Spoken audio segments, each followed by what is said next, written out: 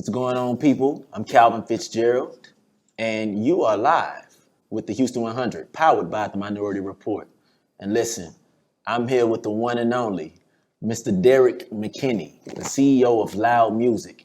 And check this out, not only L.O.U.D Muzik, this brother has a whole food truck festival going on. So we gonna talk about some things today. It's a pleasure to have you here, man.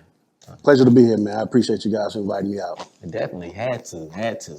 This brother here was even at the Slim Festival, and that was a treat, man. Yeah, Skyrah performing, I believe, yeah. So, I try to get out and support every event and support everybody. Right. So, that way, I think that's a great way for Houston to work. Yeah. We need to work that. So, however we can support and be there for each other, I think we should be. Yeah, I appreciate that, man. Not a problem at all. So, speaking of Skyrah, before we even get into the artists that you work with, let's talk a little bit about who you are, and you coming into doing the business that you do. All right, so I own a record company called L.O.U.D Muzik. L.O.U.D's an acronym for Live Out Your Dreams. We have a couple of artists on our label, producer, artist Cymone, Khody Blake, Chelsea Cymone, and of course Skyrah Bliss. We've been in the business for about 2012, but my background in the music industry goes back a little further. I worked with Def Jam and Interscope.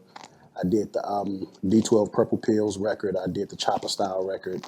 Mr. Magic, I Smoke, I Drank. Worked for FUBU for like 6 years. Worked for R. Kelly for a few years. Did all the marketing, branding, tour servicing on the Black Panties album. Did some work with RCA Records with the producer London on the track. So been around the music business for a while. Then on the fashion side, I worked with Academics Clothing, like I said, FUBU and FUBU Records. I did a company called Headgear Sportswear, where we had the Negro League jerseys on the sleeve and the denim and stuff. We did that for about 3 years. So kind of been around fashion and music for the past 20 years of my life. Okay. Did you always want to do this growing up, coming through school, whatever? Well, at school, it's like almost everybody else. I thought I was going to be an athlete. But then once I got to high school, I realized I didn't even want to go to college. But I knew I wanted to be a business owner. I was always had an entrepreneurial spirit. I was the kid literally going trick-or-treating to sell us Halloween candy. Right. So I've always been a businessman, negotiating everything with parents, aunts, uncles. So I just knew I was going to be an owner of something. It's just that around my senior year, I caught the music bug. And that's when I realized, like, you know what, I think I want to get into the music business. I knew I didn't want to be an artist. I've always wanted to own the record company. Got you. So for what you're doing now, like, how did you get your funding? Where does most of your funding come from? Me, blood, sweat, and tears, man. It's a tricky situation, especially in this culture of secure the bag that everybody likes to talk, but it's not nowhere near close to being that way, man. I'm proud to say, like, we don't have drug money. We're not in the streets. That's not our MO. That's not our thing. We don't have any rich relatives who invest. We don't have any angel investors. This is just pretty much our passion, our blood, our sweat, our tears. We have a really dope team, and everybody commits their energy and effort. So, and things that got to be paid for, I pay for. Gotcha. Yeah, man, I really do agree when you say dope team, because two of your artists I know, Skyrah, Chelsea. Yeah. Chelsea went to PEV, and I really do wish the best for them two young ladies, man. And they're super talented. Yeah, they're super dope. That's honest. Okay, so about the challenges you're facing, if any at all, with what you do. Right. So with any business, we're going to face challenges. I think for me, most of our challenges come from a cultural perspective. With us being an urban owner or Black-owned record company, people assume we're going to, I guess, celebrate the drug culture, celebrate the overly sexualized culture. We're going to be the party lit people 24/7. They don't expect real musicianship. They don't expect real records being written about what content and subject matter, and they automatically want to put us in a certain box. And it's unfortunate a lot of our own people have fell victim to that same box. So even with DJs and radio and a lot of things, they want us to give them a certain sound, and it's just not us. To where it's like I said, Chelsea, she's LMA's background vocalist, and they toured the Philippines and Australia and New Zealand, and our artist Cymone has toured Japan, England, the Netherlands, Belgium, Brussels, and it's all been about the quality of music and not, oh, they're lit, they look like this, they're saying this catchphrase, they're doing this dance. So the challenges that we face on a day-to-day basis really are cultural challenges Right. of what people assuming we're going to be like being a black-owned record company. Definitely. Like most definitely. Yeah. I can attest to You know, that. they don't want us to sing about love. Yeah. They don't want us to rap about love. They don't want us to make feel-good music anymore. Yeah. If you just kind of look at the culture of music right now, all the women rappers, female rappers, they on some gangster stuff, or they exploiting themselves in their body. And all the dudes are crying and whining about what they didn't have, and they didn't have no friends. So I feel like musically they want us in a very depressing culture.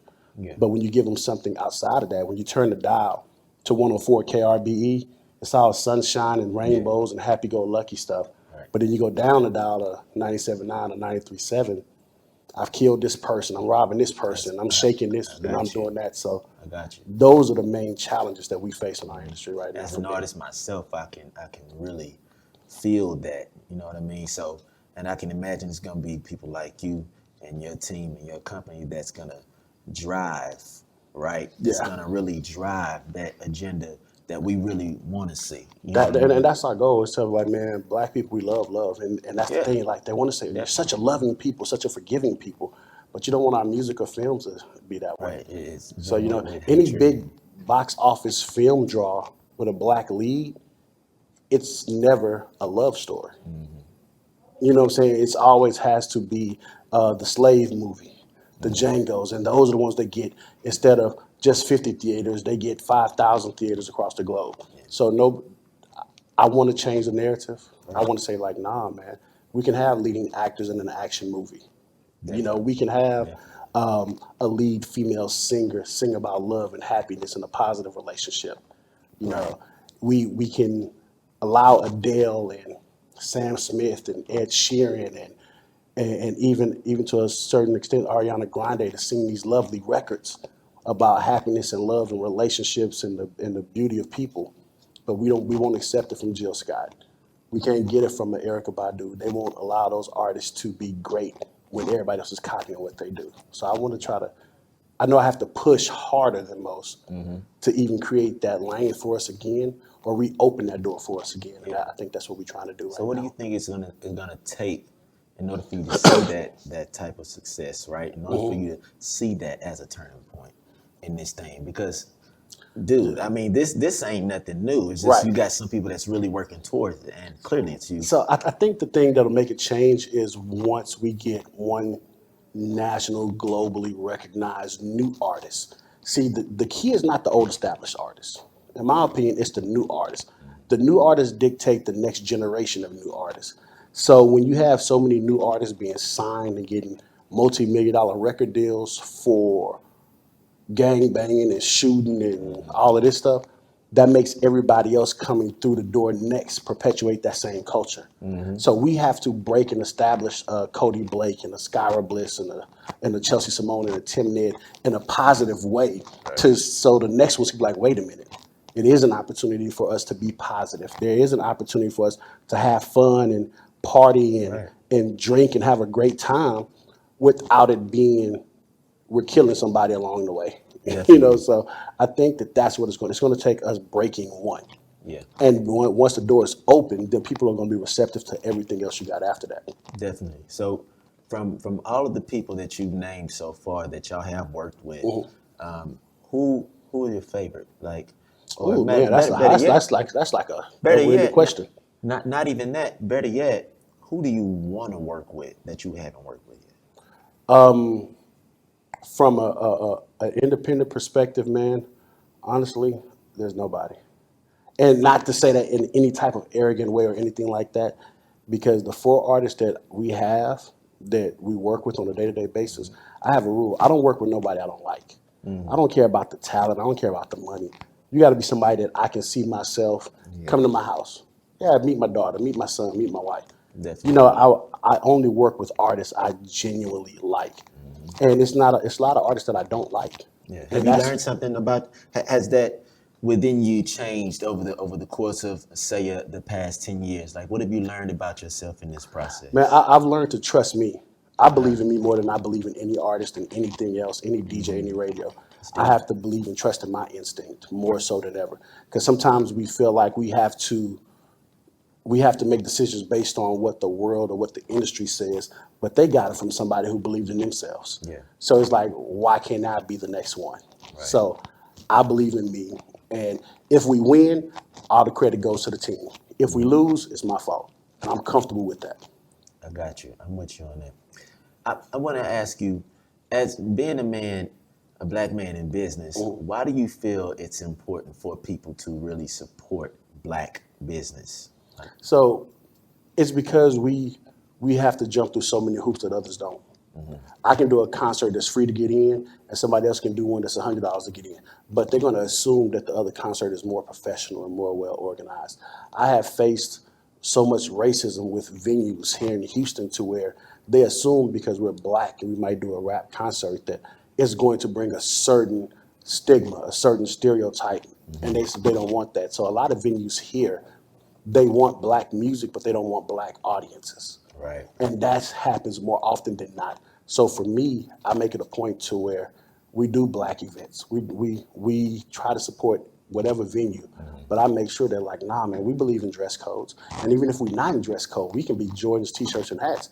We're gonna spend money just like everybody else. Right. And that's the part that a lot of venues here don't respect. That's Like it. I manage the Houston Rappers Zero. So they want Zero to perform, but they don't want the black Zero audience in the crowd. Got you. So they'll market a certain way. They'll only use certain radio stations, certain emails.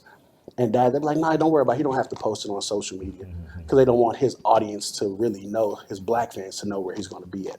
So we see that a lot. So as a black-owned business, especially here in Houston, and I'm pretty sure this is like this anywhere else, it's important that we support each other because a lot of us, there's a lot of amazing talent within our own community. And we don't need anybody else to validate it and let us know this is cool. Like, nah, we set the standard for cool. Yeah. We are the litmus test. We make that decision.